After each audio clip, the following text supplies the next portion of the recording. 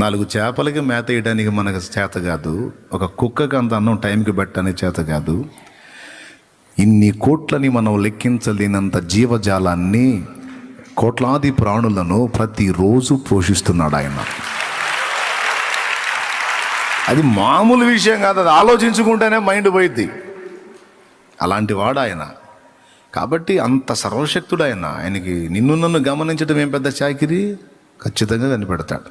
కాబట్టి జీవితం మీద విరక్తి చెందిన నా సోదరి సోదరులారా ఎవరైనా ఉంటే, బతుకు మీద విరక్తి చెంది చీచా అనుకుని మిమ్మల్ని మీరు అసహించుకునే సోదరి సోదరులారా, కూర్చున్న మీరు కానీ, లైవ్లో ఉన్నవారు కానీ, తర్వాత చూడబోయేవారు కానీ ఎవరైనా ఉంటే, నీ మీద నీకు అసహ్యం పుడితే పుట్టుండొచ్చు. కానీ ఒకటి మాత్రం నిజం, నువ్వంటూ ఉనికిలోకి వచ్చావు అంటే నిన్ను కావాలనుకున్నది మాత్రం దేవుడే.